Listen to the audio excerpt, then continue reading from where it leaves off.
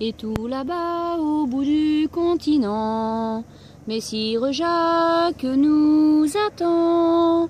Depuis toujours son sourire fixe le soleil qui meurt au Finistère. Bonjour à tous, bonjour à toutes, bienvenue sur Radio Camino. Il est 8h passé de 6 minutes. Il fait beau aujourd'hui, 26 degrés annoncés. Et nous allons présenter la minute culturelle. Plus précisément Brenda par Le Père Édition. Bonjour Brenda, comment allez-vous ce matin? Bonjour Lorenzo, et vous, comment allez-vous? Ça va. Bien dormi? Bien dormi. On avait des moustiques un peu, mais on les a pas entendus. On les a pas loupés avec la tapette à moustiques que nous travaillons. La tapeta para los mosquitos. Une chasse aux moustiques avant d'aller nous coucher. Donc impeccable, pas de moustiques. De quoi vous allez nous parler aujourd'hui? Alors je vais vous parler de Porto puisque nous allons à Porto. Donc dans quelques kilomètres, une dizaine de kilomètres, nous serons à Porto. Je vais vous parler de l'histoire de Porto qui est intimement liée à celle du Portugal. Et qui doit son nom à cette ville et à la ville nommée Gaia.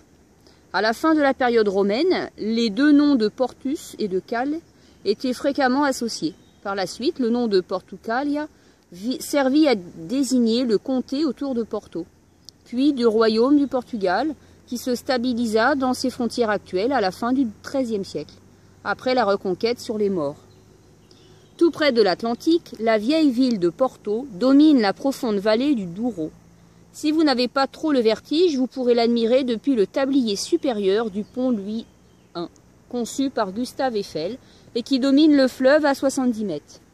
Vous passerez au-dessus des rabelos, ces bateaux qui transportaient autrefois des tonneaux de Porto et qui transportent aujourd'hui les touristes.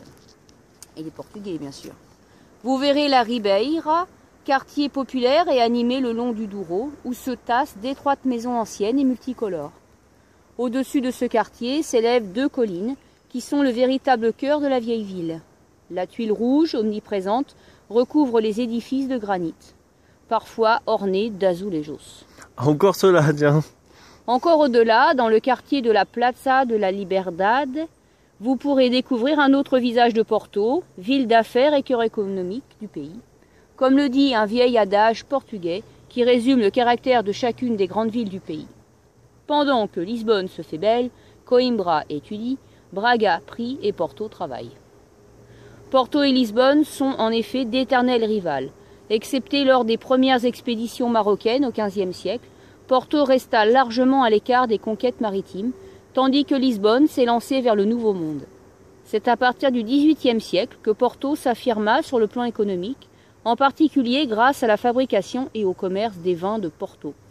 Lors des luttes politiques au XIXe siècle, Porto affichait des idées libérales et encore aujourd'hui, les Portuans, fiers de leur ville, sont empreints d'esprit de progrès.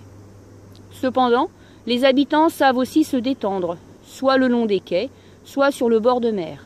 C'est dans le quartier de Foz, qui signifie embouchure, que la bourgeoisie portuane a construit ces villes-là, bénéficiant ainsi de la proximité de l'océan à 2 pas de la ville.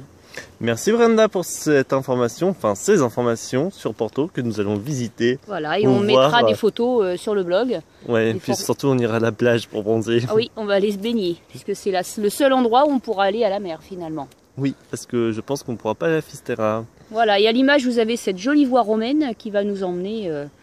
je ne sais pas, peut-être jusqu'à Porto, on verra bien. Et c'est une très belle voie, bien conservée. Voilà, donc nous souhaitons à tous les pèlerins une bonne journée et un bon chemin. Nos deseamos a todos los peregrinos un buen camino. Ultreya, Radio Camino, buen camino, Radio Camino, à bientôt.